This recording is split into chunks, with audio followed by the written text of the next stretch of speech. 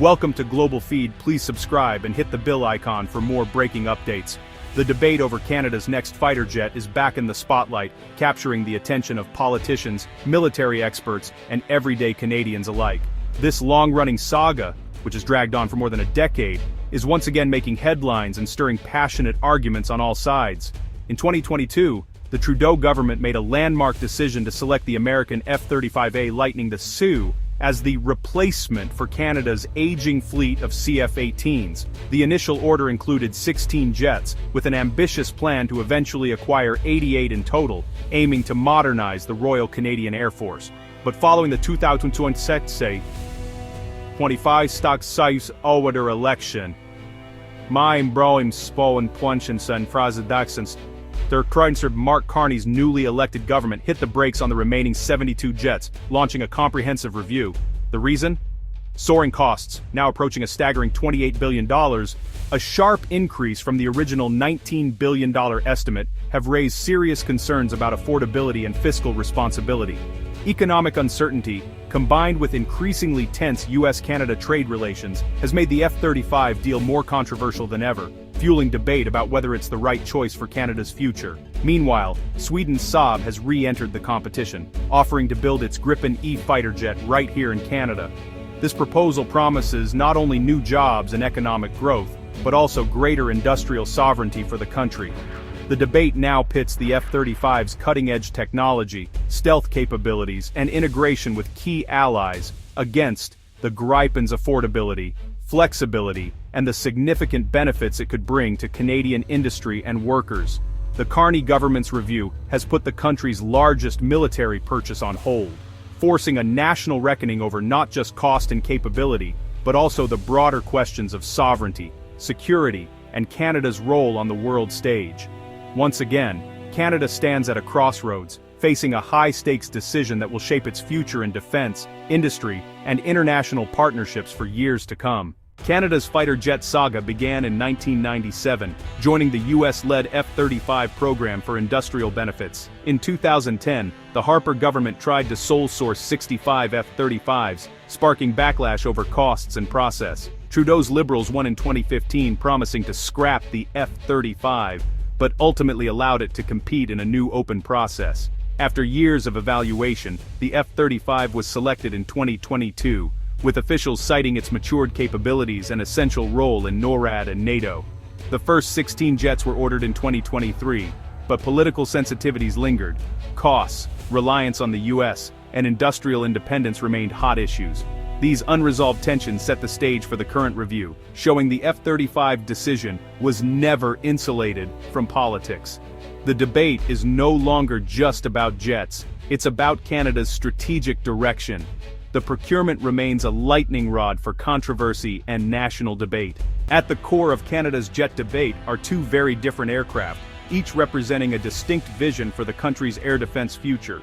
The F-35A is a stealthy, fifth-generation fighter with advanced sensors and data sharing, prized for its ability to operate in contested airspace and integrate seamlessly with allies. Its cutting-edge technology allows pilots to detect threats before being seen, and its networked systems make it a cornerstone of modern coalition warfare. The Gripen E, a modern 4.5-generation jet, isn't stealthy but features strong electronic warfare, lower costs, and can operate from short, improvised runways, ideal for Canada's north. Its rugged design and ease of maintenance make it well-suited for harsh environments and rapid deployment. The F-35's operational costs are high, over $30,000 per flight hour, while the Gripens are significantly lower, potentially saving billions over the fleet's life. These savings could be redirected to other defense priorities or national programs. Industrial benefits differ. While the F-35 brings global supply chain contracts, Saab promises a final assembly line in Quebec, technology transfer, and thousands of Canadian jobs. This could boost local economies and foster long-term expertise within Canada's aerospace sector. The choice is stark: cutting-edge tech and alliance integration, or affordability and homegrown industry. Each path shapes Canada's defense identity in a unique way. Each option comes with trade-offs in capability, cost, and sovereignty, forcing decision-makers to weigh immediate needs against long-term national interests. The debate is as much about national priorities as it is about aircraft, sparking passionate discussions among politicians, military leaders, and everyday Canadians alike. Ultimately, Canada must decide what matters most for its future, balancing security, sovereignty, and economic opportunity in a rapidly changing world. The debate over Canada's next fighter jet reached a fever pitch when a leaked Royal Canadian Air Force evaluation revealed a dramatic gap. The F-35 scored an overwhelming 95% on technical merit, while the Swedish Gripen lagged far behind at just 33%. The confidential report, never meant for public eyes, quickly became the centerpiece of a national controversy. The F-35's dominance in mission performance, stealth, and future upgrade potential reinforced its reputation as the military's clear favorite, with many experts calling it the most advanced option available to Canada. Supporters argue these numbers make the F-35 the only responsible choice for safeguarding Canadian airspace and ensuring the country's security for decades to come. Defense Minister McGuinty has repeatedly cited the leaked scores to justify sticking with the original procurement plan, insisting that Canada cannot afford to compromise on capability. But Saab and its supporters counter that the evaluation is outdated, failing to account for recent Gripen upgrades and overlooking the broader economic benefits of building jets domestically in Canada. The promise of thousands of new jobs, technology transfer, and greater industrial sovereignty is resonating with Canadians. Recent polls show nearly half now support the Gripen, seeing it as a way to boost the national economy. The debate has become a classic clash: jobs versus jets, capability versus sovereignty, and the future of Canadian industry versus military priorities. The government now faces mounting pressure to balance military needs with economic and political realities, as public opinion grows more divided and the stakes get higher.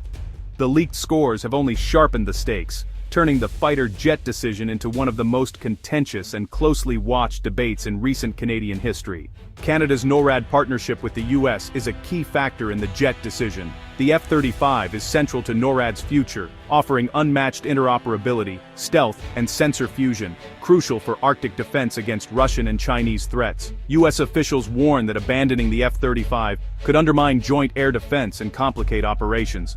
The Gripen, while NATO compatible, can't match the F-35's deep integration or stealth, raising concerns about a two-tiered fleet.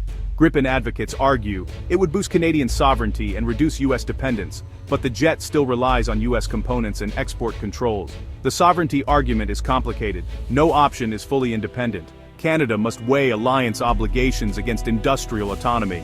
Both jets face major delays and cost overruns. The F-35's critical Block 4 upgrade is years behind schedule and billions over budget, with jets piling up in storage and delivery dates uncertain. Critics say Canada risks buying an unfinished jet, while supporters argue the F-35's global backing ensures long-term stability.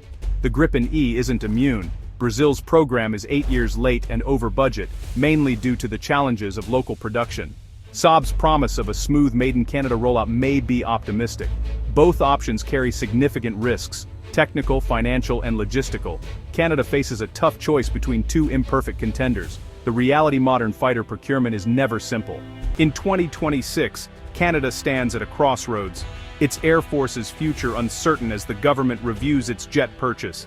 The RCAF and defense establishment back the F-35 for its capability and alliance fit, warning a mixed fleet would be a logistical nightmare.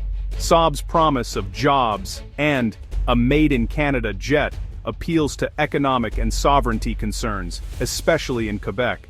The government must weigh military advice against political and industrial pressures, with US relations and public opinion in the balance. Options: stick with all F-35s, switch to the Gripen, or attempt a risky mixed fleet. The decision is about more than jets. It's about Canada's role in the world and its vision for defense and industry. Does Canada prioritize alliance integration or industrial independence?